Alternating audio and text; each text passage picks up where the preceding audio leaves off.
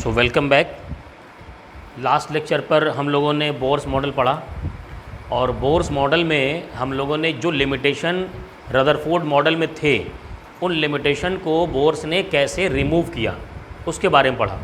उन्होंने सबसे पहले बात कही कि जो क्लासिक मैकेनिक्स हैं रदरफोर्ड मॉडल में लगा करके उसकी लिमिटेशन बताई जा रही है वो क्लासिक मैकेनिक्स यहाँ पर पूरी तरीके से अप्लाई नहीं होगा। उन्होंने कहा कि जो हम ऑर्बिट की बात कर रहे हैं वो ऑर्बिट एक्चुअल में एनर्जी लेवल्स हैं। हर ऑर्बिट का अपना एक एनर्जी लेवल है। जैसे इनर ऑर्बिट का हाइड्रोजन की बात की गई तो होता है -13 पॉइंट समथिंग इलेक्ट्रॉन वोल्ट। उन्होंने कहा कि हर एनर्जी लेवल में जो इलेक्ट्रॉन मूव करेगा उस इलेक्ट्रॉन का भी वही एनर्जी लेवल होगा जो उस रूट का एनर्जी लेवल है। दूसरी बात ये कही गई कि अगर आप एक ऑर्बिट से दूसरे ऑर्बिट यानी कि एक एनर्जी लेवल से दूसरी एनर्जी लेवल में आप किसी इलेक्ट्रॉन को मूव कराना चाहते हैं तो आइदर उसे आप एनर्जी एब्जॉर्ब कराइए या फिर क्या करिए उससे एनर्जी एक्सट्रैक्ट कराइए तभी वो मूव करेगा। तीसरी बात उन्होंने ये भी कही कि वो जो इलेक्ट्रॉन है वो किसी फिक्स ऑर्बिट में ही मूव करेगा। ऐसा नहीं कि एक ऑर्बिट से एनर्जी लेवल से निकाल करके दूसरे एनर्जी लेवल नहीं पहुंचा रहे बल्कि बीच में रख दिया उसे, ऐसा नहीं होगा। अगर -13.6 पहला एनर्जी लेवल है और दूसरा है एग्जाम्पल में -5.5 तो वो -13.6 से निकलेगा तो सीधे -5.5 में ही जाएगा, किसी और बीच में अटका नहीं रहेगा। एक और बात कही उन्होंने कि जब ये बात कही तो उन्होंने कहा कि जैसे हम एक एनर्जी लेवल से दूसरी एनर्जी लेवल में ले करके जा रहे हैं तो अगर इलेक्ट्रॉन हायर एनर्जी लेवल से लोअर एनर्जी लेवल में जाएगा, समझिएगा वो उसमें जाएगा तो वो क्या करेगा एनर्जी लॉस करेगा और वो जो एनर्जी लॉस करेगा वो होगा फोटोन के फॉर्म में। किसके फॉर्म में? फोटोन के फॉर्म में। और उसकी एनर्जी होगी h न्यू। तो ये जो एनर्जी का डिफरेंस हुआ उस इलेक्ट्रॉन के वो उसके जो एनर्जी रिलीज़ हुई यानी फोटोन उसके इक्वल होगा। ये बात भी उन्होंने कही। तो ये सारी बातें वहाँ से आई थी। क्लियर? यानी उसकी लिमिटेशन को इन्होंने दूर किया। अब इसके साथ साथ उन्होंने कैलकुलेशन भी किए। कैलकुलेशन क्या किया कि ये जो ऑर्बिट है उसका रेडियस क्या है, फिर वो जो इलेक्ट्रॉन मूव कर रहा है उसकी वेलोसिटी क्या है, उसके लिए हमने फार्मूला डिराइव किया। फार्मूले में कई सारे कांस्टेंट आ रहे थे, कांस्टेंट की वैल्यू रख करके फाइंड किया जाता है। फिर उसके साथ वेलोसिटी के बाद उन्होंने kinetic energy, potential energy and then दोनों का कंबाइन करके टोटल एनर्जी फाइंड किया, जिसको कि हमने पूरा कवर किया था लास्ट लेक्चर पे, यहाँ तक पहुँचे थे। और लास्ट लेक्चर पे हम लोगों ने ये एनर्जी का फार्मूला जो कि टोटल एनर्जी का फार्मूला है वो फाइंड किया था। और ये एनर्जी जो है नेगेटिव आ रही थी पहली बात तो, और दूसरा हम जिस ऑर्बिट के लिए ये एनर्जी फाइंड करना चाहते हैं उस ऑर्बिट की वैल्यू रख दी है, यानी n is the number of orbit. अगर सेकेंड ऑर्बिट यानी कि सेकेंड एनर्जी लेवल के लिए फाइंड करना चाहते हैं तो n इक्वल टू 2 रख दीजिए, और जिस मटेरियल के लिए फाइंड करते हैं उसका जो है एटॉमिक नंबर रख दीजिए। बाकी चीज़ें क्या थी? कांस्टेंट थी, m कांस्टेंट, e चार्ज है, h प्लैंक कांस्टेंट है, एप्सिलॉन नॉट। अच्छा, मैंने जो इलेक्ट्रोस्टैटिक फोर्स रखा था वो रखा था 1/4 pi epsilon not Q1 Q2 upon R square, और पोटेंशियल एनर्जी के फॉर्म में Q1 Q2 अपॉन R ये रखा था। कभी कभी बुक में क्या करते हैं 1/4 पाई एप्सिलॉन नॉट ना रख करके वो K रख देते हैं।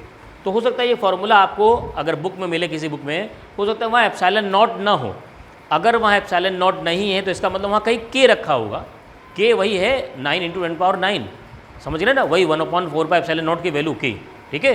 तो वो उस फॉर्म में भी मिल सकता है, उससे घबराने की ज़रूरत नहीं। अच्छा, इसमें आप जब सारी वैल्यू रख देंगे कांस्टेंट की तो ये फार्मूला आ जाएगा एक constant into z square upon n square, ये आएगा क्योंकि z की वैल्यू n की वैल्यू नहीं पता। यानी nth ऑर्बिट में जो टोटल पोटेंशियल एनर्जी होगा वो ये होगा। अच्छा, नेगेटिव साइन ये शो कर रहा है कि ये जो इलेक्ट्रॉन है वो बॉन्डेड बाय न्यूक्लियस है, यानी आप उसे एनर्जी इतना देंगे तो वो बाहर निकलेगा। क्लियर? अब ये बात सबकी समझ में आ गई, हमने रिवीजन कर लिया। अब आगे बढ़ते हैं ज़रा।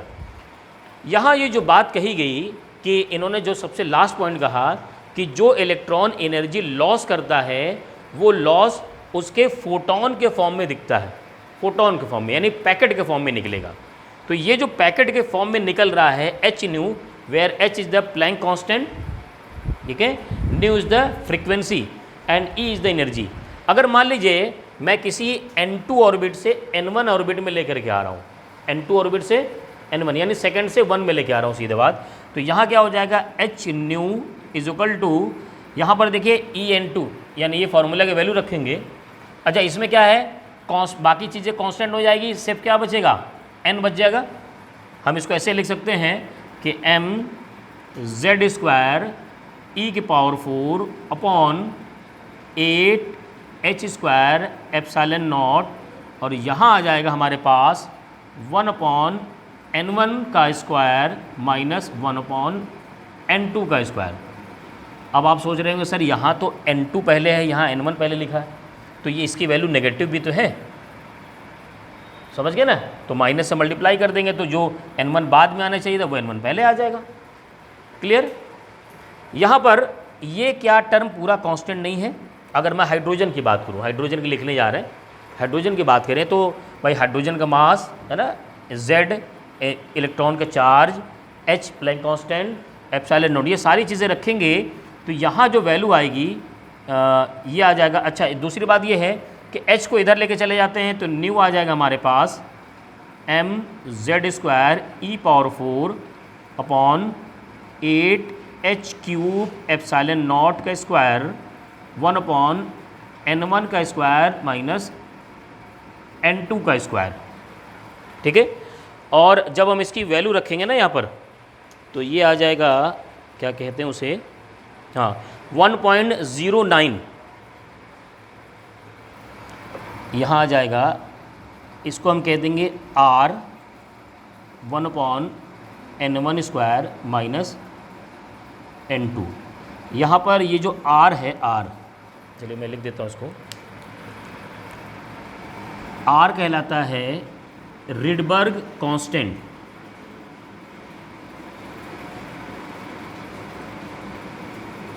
और ये जो फॉर्मूला बना, ये फॉर्मूला, इसको कहते हैं रिडबर्ग फॉर्मूला।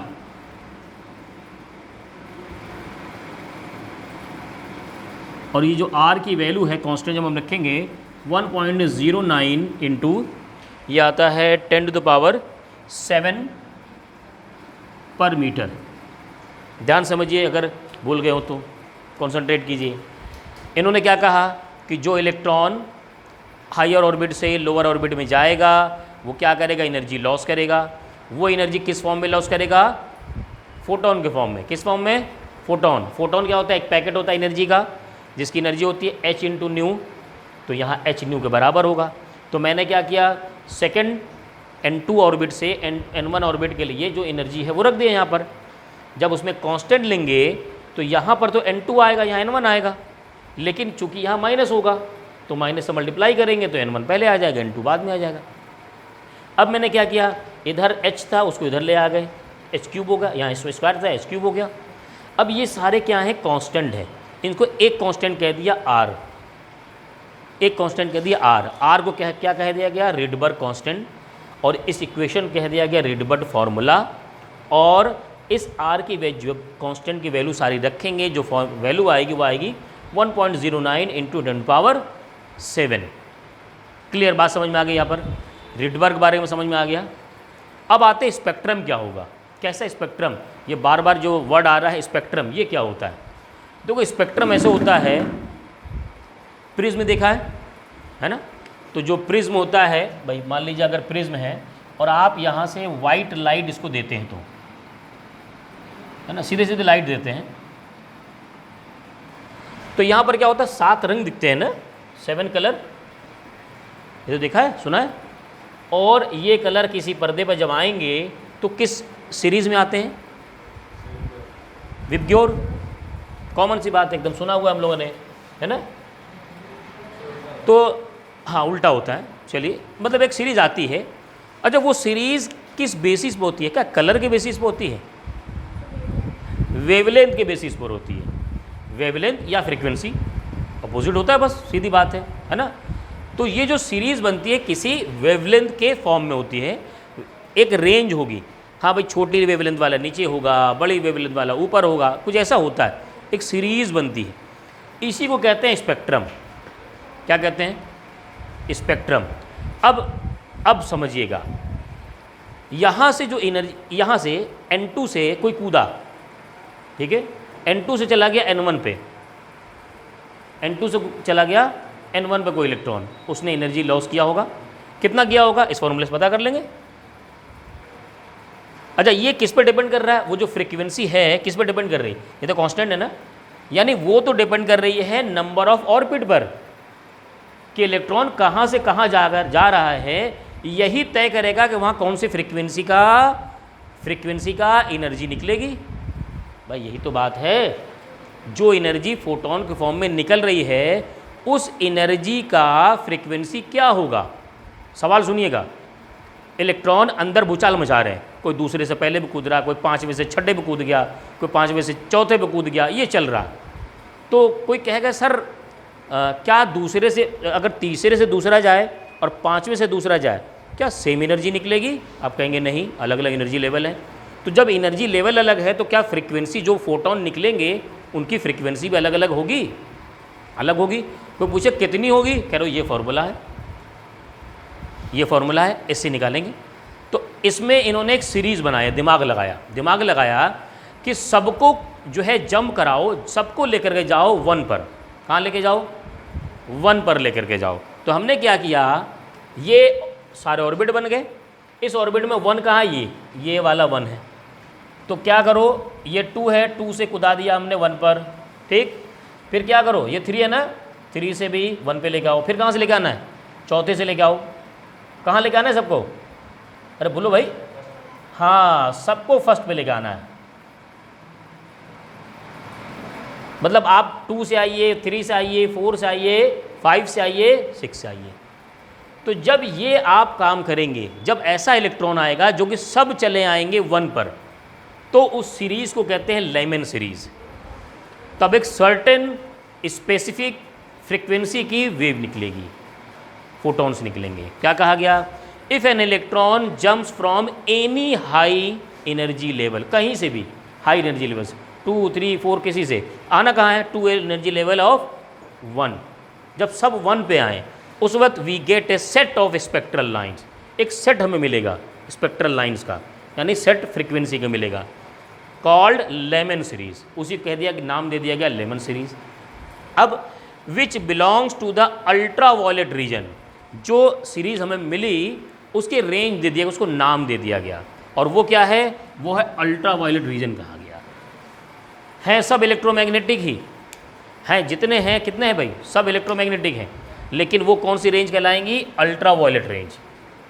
इसीलिए इस सीरीज़ को नाम दिया गया लेमन सीरीज़।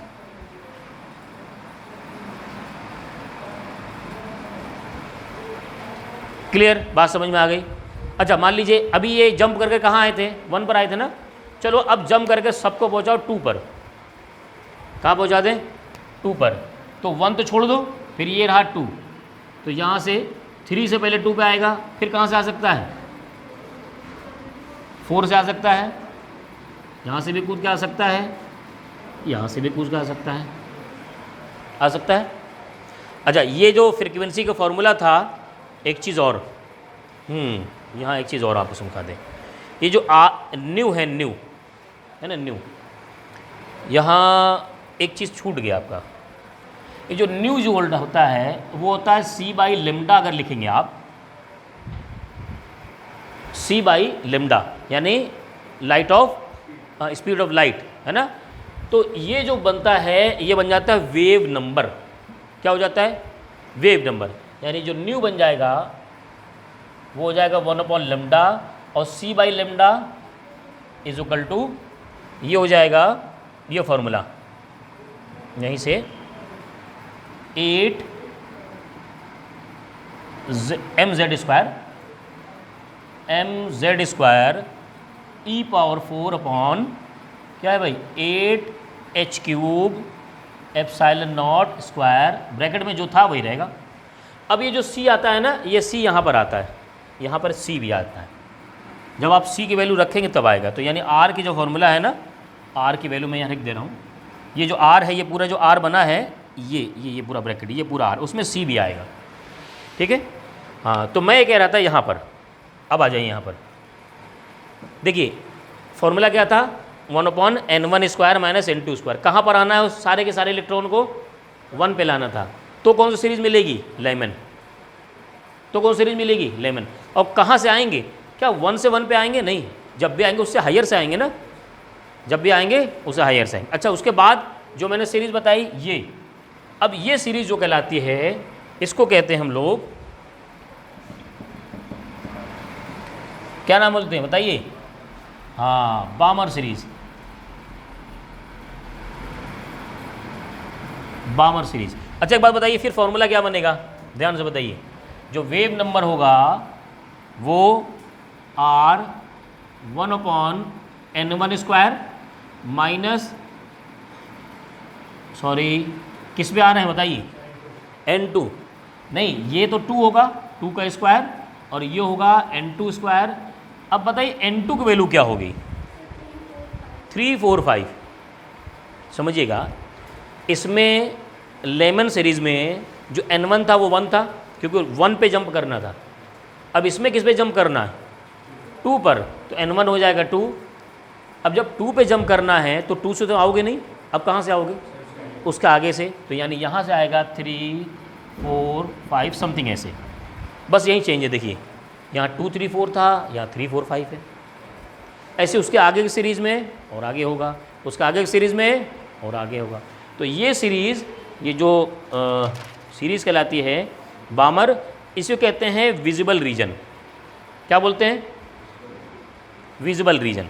इसमें आएगा सीधे सीधे विजिबल रीजन। अच्छा, इसके बाद अब N1 की वैल्यू क्या ले सकते हैं इसमें? N1 1 हो गया, N1 2 हो गया। उसके बाद तीसरी सीरीज़ कौन सी बनेगी? N1 = 3। ठीक है, तो ये देखो 2 पे रुके थे, अब तो क्या करो 3 पे जंप कराओ। हमने करा दिया 3 पे जंप, फिर ये 3 पे जंप, यहाँ से 3 पे, बस समझ में आ रहा है ना ये फिगर कैसे बन रहे हैं?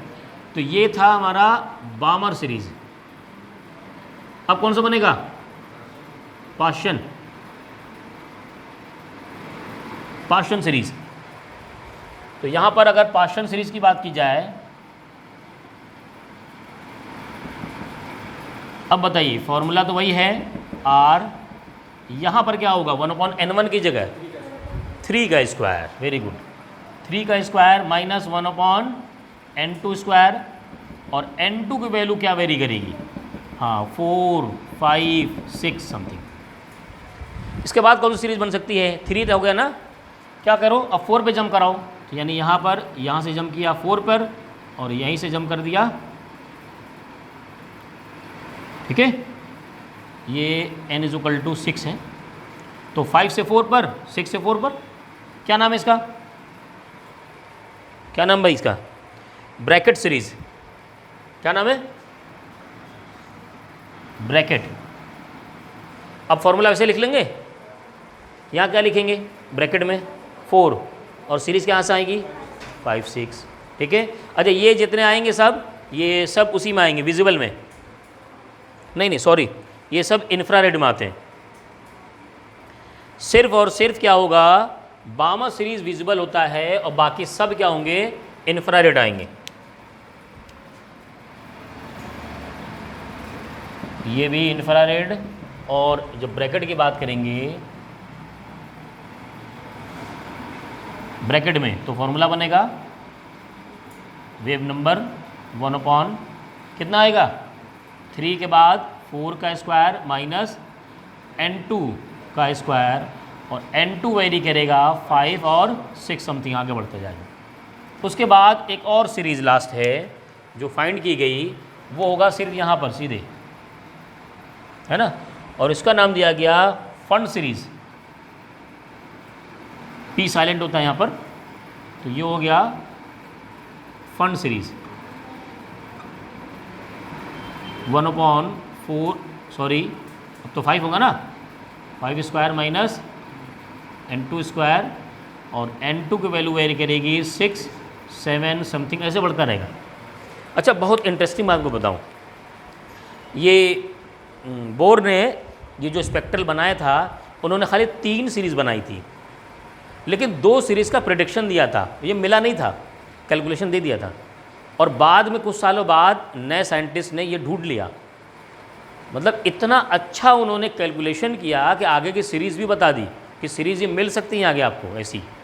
और बाद में जब इसको ढूंढा गया तो इनको फिर इसके लिए नोबेल मिला, इस सीरीज़ को जिन लोगों ने बाद फाइंड किया, यानी इनके पाथ को फॉलो करते हुए आगे बढ़े और नई सीरीज़ फाइंड किया, फिर उसका नया नाम दिया गया और फिर क्या हुआ कि फिर इनको नोबेल मिला इसके लिए। तो सीरीज समझ में आ गया, स्पेक्ट्रम कैसे स्पेक्ट्रम बनता है। अब इसी के बेसिस पे क्या होता है, एनर्जी लेवल ड्रॉ कर लेते हैं, बहुत ईजी होता है। ठीक है, चलिए नोट कीजिए इसको, इसके बाद एनर्जी लेवल पढ़ते हैं। So next topic is energy level diagram of hydrogen atom. देखिए ये जो बोर मॉडल आया उसके स्टार्ट से ही मैं आपको एक चीज़ बता रहा हूँ कि हर ऑर्बिट का अपना एनर्जी लेवल है, और मैं अक्सर उस एनर्जी लेवल में जब उसकी मैग्नीट्यूड की बात करता था तो मैं कहता था -13.6 -5.5 ऐसे करके बात करता था। मैंने कहा मैं एग्जाम्पल ले रहा हूँ, वो वैल्यू आई कहाँ से, वो देखिए जो टोटल एनर्जी हम लोगों ने फाइंड किया था nth ऑर्बिट का, वो क्या था, ये फॉर्मूला था nth ऑर्बिट का। अगर हम देखा जाए कि कांस्टेंट की वैल्यूज़ इसमें पुट की जाए तो z और n के अलावा बाकी सब कांस्टेंट पुट कर देंगे, तो हमारे पास nth ऑर्बिट का जो एनर्जी लेवल आएगा वो आएगा -13.6 z²/n², ये आएगा इलेक्ट्रॉन वोल्ट में। अब आप ऑर्बिट नंबर रखिए और उस ऑर्बिट का एनर्जी लेवल पता कर लीजिए। क्लियर। तो अब बात करते हैं हाइड्रोजन की, हमें ड्रॉ करना होता है, आपका सिलेबस में हाइड्रोजन का है। तो हाइड्रोजन के लिए जो पहला ऑर्बिट होगा, पहला ऑर्बिट, उसके लिए n की वैल्यू 1। ठीक है, पहले ऑर्बिट n की वैल्यू हमने यहाँ रख दिया 1, और ऊपर z की वैल्यू देखिए, z की वैल्यू हाइड्रोजन है तो 1 होगा। जब कैलकुलेट करेंगे तो -13.6 इलेक्ट्रॉन वोल्ट, ये जो वैल्यू आई ये आ गया हमारा ग्राउंड लेवल। क्या है ये, ग्राउंड लेवल। अब मान लीजिए ग्राउंड के बाद क्या आएगा, फर्स्ट। ग्राउंड का बस हमने जो 1 ऑर्बिट था ना उसी को ग्राउंड कहा है, ये बात रखिएगा। यानी n = 2 कहलाएगा फर्स्ट एक्साइटेड स्टेट, यानी ये कहलाएगा फर्स्ट एक्साइटेड स्टेट। अब इसमें देखिए वैल्यू रखी गई है, यहाँ पर z की वैल्यू तो वही रखनी है, हाइड्रोजन की बात कर रहे हैं, लेकिन n बदलेगा। n = पहले 1 था, बाद में 2 हो गया। अब जो एनर्जी आया वो आएगा -13.4 इलेक्ट्रॉन वोल्ट, यानी पहले ऑर्बिट में जो एनर्जी लेवल है वो है -13.6, और सेकेंड ऑर्बिट में जो एनर्जी लेवल है वो कितना है, -33.4 इलेक्ट्रॉन वोल्ट। क्लियर, कैसे आया पता चला ना। ये होगा फर्स्ट एक्साइटेड स्टेट, ये क्या होगा सेकेंड, ये थर्ड एंड फोर्थ। अब यही बात याद रखनी है, जब आपको न्यूमेरिकल आएगा फोर्थ एक्साइटेड स्टेट का एनर्जी लेवल फाइंड कीजिए तो आपको n की वैल्यू 5 पुट करनी है। स्टूडेंट यही गलती करते हैं, समझ गए ना। ये n की वैल्यू 4 मत पुट कर दीजिएगा फिर यहाँ, वरना वो बताएगा थर्ड का, पूछा उसने फोर्थ का और आपने कैलकुलेट कर दिया थर्ड का। इसी तरीके से सीरीज बढ़ती जाती है। अब इस पर बेसिस पर हम क्या करते हैं, एनर्जी लेवल डायग्राम ड्रॉ करना होता है। जैसे मैंने आपको स्पेक्ट्रम समझाया एकदम सेम वैसे ही होता है। वाई एक्सिस पर ले लेंगे हम एनर्जी, और ये एनर्जी के लेवल बना दिया हमने। ये गैप ज़्यादा होगा कि -13.6 से 3.4 पर तो जा रहे हैं। ग्राउंड तो इसी को माना है ना, -30.6 वो 0 तो माना नहीं है। ठीक है, फिर इसके बाद 3.4 आएगा, 1.5 आएगा, भाई जितना एनर्जी गैप उस हिसाब से हमने लेवल ले लिया। अब समझिए जब स्पेक्ट्रम कैसे बन रहा था, स्पेक्ट्रम बन रहा था हायर एनर्जी लेवल से लोअर एनर्जी लेवल पर जाना, यही तो था। और इलेक्ट्रॉन कहाँ से लेके आ रहे थे, स्पेक्ट्रम की सीरीज़ बनाने के लिए कोई एक फिक्स करते थे कि सबको जंप कराना है कहाँ तक, वहीं तक। तो पहले जंप कराओ यहाँ तक सबको, तो कहाँ से कहाँ लेके आ जा रहे हैं, चलो पहले यहाँ से लेके आ रहे हैं। ठीक है, तो पहला हम लोग लेकर के आ गए यहाँ से यहाँ, फिर क्या करें, सेकंड वाले से जंप कराते हैं, इसको ऊपर से जंप करा लिया। अच्छा ये n = 2 है, अगर 1 पे जंप कराना है तो पहले 2 से जंप कराइए, फिर क्या कराइए 3 से जंप कराइए, उसके बाद 4 से जंप कराइए, फिर 5 से जंप करा दीजिए, उसके बाद 6 से, उसके बाद सो ऑन, जितने भी लेवल हैं उनसे क्या करिए जंप कराइए। ये एनर्जी लेवल बन गया। अब बताइए इस सीरीज़ को क्या कहते हैं, इस सीरीज़ को जब ऐसा जंप होगा लाइमन सीरीज़। तो यहाँ पर लिख देंगे आप लाइमन सीरीज़। और इस सीरीज़ से आपको कौन सी रेंज मिलती है, रेज किस टाइप की मिलती है, अल्ट्रा वायलेट। तो यहाँ पर आप लिख देंगे अल्ट्रा वायलेट, बस हो गया। अब देखिए इसके बाद वाली सीरीज़ बनानी है आपको, तो वो सीरीज़ बनाने के लिए जंप कहाँ से कहाँ करेंगे बताइए। ये फिक्स नहीं, 3 से 2 नहीं फिक्स होता, ये फिक्स होता है कहाँ जाना है। आना तो ऊपर से, आना ऊपर से, इसका मतलब मुझे 2 पे आना है, बस ये फिक्स है। आना कहाँ से, उसको ऊपर से आना, ठीक है। तो उसको ऊपर जाना स्टार्ट करते हैं। हाँ, मतलब यहाँ से ग्राउंड बन गया सेकंड। अब जंप कराते हैं यही सबको।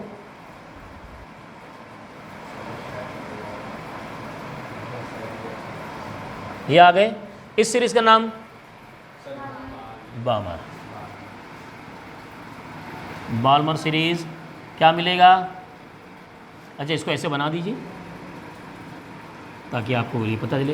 इससे क्या मिलेगा भाई, अरे क्या मिलेगा, विजिबल, बोल नहीं रहे तुम लोग, विजिबल। इसके बाद कौन सी सीरीज बनानी है, किस लेवल पर कूदाना है, सबको जंप कराना है। 3 पे कूदाइए, सबको जंप कराओ। चलो यहाँ से जंप कराया, यहाँ से, यहाँ से, यहाँ से, और ये क्या नाम है इसका, फास्टन ना। और यहाँ से क्या मिलता है, हाँ इंफ्रारेड, ठीक। उसके बाद एक और सीरीज़ बनेगी फिर, n=4 पर जंप कराना है सबको। तो यहाँ से क्या नाम, ब्रैकेट, और ये भी मिलेगा हमें इंफ्रारेड ही। उसके बाद एक और लास्ट बना देते हैं इसमें, और ये जंप कराएंगे यहाँ से, यहाँ से, यहाँ से, ठीक है। क्या नाम देंगे, फन, पी साइलेंट होगा, और हमें मिलेगा इसमें भी इंफ्रारेड ही। अच्छा थोड़ा सा और थोड़ा ध्यान दो, हम लोगों ने क्या वहाँ पर कंडक्शन बैंड और वैलेंस बैंड पढ़ा था। तो जैसे जैसे ऊपर जाओगे ना, ये लाइन बहुत सारी बनती हैं, बहुत सारी बहुत सारी बहुत सारी एक साथ, यही बन जाता है कंडक्शन बैंड। यही कंडक्शन बैंड है, यहाँ वैलेंस बैंड है। ये सब जो रेंज आएंगी, लेवल आएंगी, वो क्या आएंगी, कंडक्शन बैंड के अंदर आएगी। जब मैंने कंडक्शन बैंड पढ़ाया तो मैंने ये नहीं कहा था कोई एक लाइन होती है, वो बहुत सारी लाइन का जो है समेशन होता है, वही कंडक्शन बैंड में आती है, एक रेंज बन जाती है बस, ठीक है। अच्छा अब बात आती है कि सर ये इन्फिनिटी, इन्फिनिटी तो क्या बहुत दूर तक जाना है।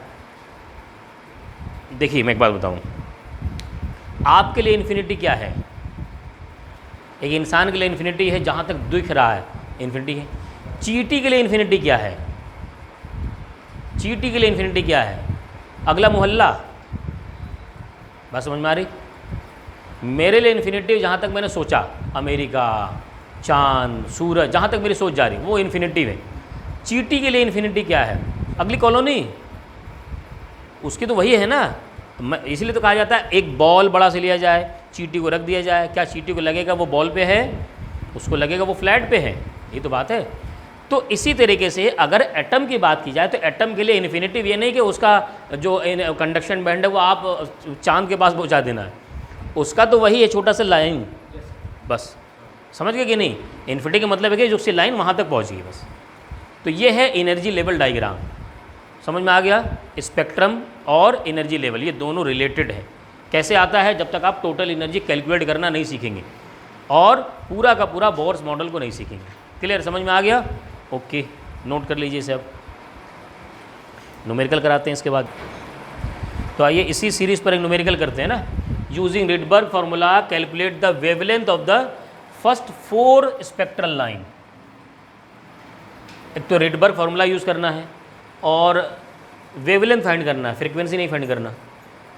4 spectral lines in the Balmer series of the hydrogen spectrum. देखो एक बात समझो, जो हमारे पास फ्रीक्वेंसी का फॉर्मूला आया था ये था R in bracket 1/n² minus 1/n²। Clear. अब यहाँ पर फ्रीक्वेंसी ना पूछ करके उसने वेवलेंथ पूछा है, तो ये जो वेवलेंथ होता है वो होता है 1/ν। यानी ये फॉर्मूला सीधे सीधे 1 के अपॉन में ले जाइए, 1/n² माइनस 1/n² तो पहला काम तो ये हो गया वेवलेंथ के लिए। दूसरी बात, आर की जो वैल्यू होती है वो होती है 1.09 × 10⁻⁷ मीटर इनवर्स। देखो यहाँ मीटर इनवर्स रखोगे, ऊपर जाकर के मीटर बन जाएगा, वेवलेंथ का यूनिट होता है मीटर, सही बात है। तीसरी बात, उसने कहा है बामर सीरीज़। बामर सीरीज़ में हमेशा क्या देखना होता है कि इलेक्ट्रॉन कहाँ से कूद के कहाँ जा रहा है। आएगा तो पीछे से बहुत सारे, लेकिन पहुँचा कहाँ, वहाँ देखना है। तो n1 की वैल्यू बामर के लिए कितनी होती है, 2। बामर के लिए 2 होती है। तो अगर मैं लेमडा कैलकुलेट करूँ, कहाँ से कहाँ तक, 3 से 2 तक जाना पड़ेगा ना, 3 से 2। तो ये क्या होगा, 1/r की वैल्यू भाई 1.09 × 10⁻⁷ इंटू 1/n1 1/2 का स्क्वायर। नहीं, ये तो डबल लग दिया मैंने, को इसको कैलकुलेट करके डिवाइड कर दीजिएगा बस, ऊपर मत ले जाइए आप। ये हो जाएगा 2 का स्क्वायर माइनस, अब कहाँ से जम कराओगे, 3 से। देखो 3 लिखा है ना, 3 से 2, तो 3 से 2 जम कराया। ये जो वैल्यू आएगी इसको मैच करा लीजिएगा, आंसर आएगा। अच्छा, इसके बाद ये कितने कहे उसने, द फर्स्ट 4 हमने पहला जम कराया, कहाँ से जंप किया, 3 से 2 पर। दूसरी बार जंप कहाँ से करेगा वो, 4 से कहाँ, 2 पर। आना 2 पर ही है उसे। फॉर्म ये क्या बनेगा, 1/1.09 × 10⁻⁷। यहाँ कितना होगा भाई, ये हमेशा फिक्स रहेगा बामर सीरीज़ के लिए। माइनस कहाँ से जंप कर रहा है, 4 से, तो ये आ जाएगा 4 का स्क्वायर। अब जो वैल्यू आएगी ये दूसरा हो गया। ऐसे ही 5 2 कर दीजिए, ऐसे ही 6 2 कर दीजिए। 4 सीरीज पूछा है, 4 आ जाएंगी। चलिए आप सॉल्व करिए, फिर देखते हैं इसे। चलिए next numerical, what is the angular momentum of an electron in the third orbit of an atom. Third orbit का मतलब हो गया n = 3, और एंगुलर मोमेंटम उन्होंने कहा था कि वो h/2π का इंटीजर वो मल्टीपल होता है, यानी NH/2π। इसी पर तो डेरिवेशन पूरा किया गया, रेडियस वगैरह फाइंड किया गया, एक इस पर और दूसरा इलेक्ट्रोस्टैटिक फोर्स को mv² के बराबर किया था मैंने, 2 इक्वेशन बनाया था। फॉर्मूला वैल्यू रखिए, n3, h is the Planck constant 6.6 है, × 10⁻34/2 × 3.14, इसी का आसपास वैल्यू आ जाएगी। ये रखा 3.15 × 10⁻34 जूल सेकंड आ जाएगा, आंसर आ जाएगा। बहुत ईजी है। डायरेक्ट न्यूमेरिकल आएंगे, डायरेक्ट फॉर्मूले पर आराम से कर सकते हैं आप। इसी तरीके से radius, velocity, total energy, kinetic energy, potential energy, ये सब कैलकुलेट करने के लिए न्यूमेरिकल आएगा, ठीक है, उससे आ जाएगा आंसर। लिखा तो है आंसर,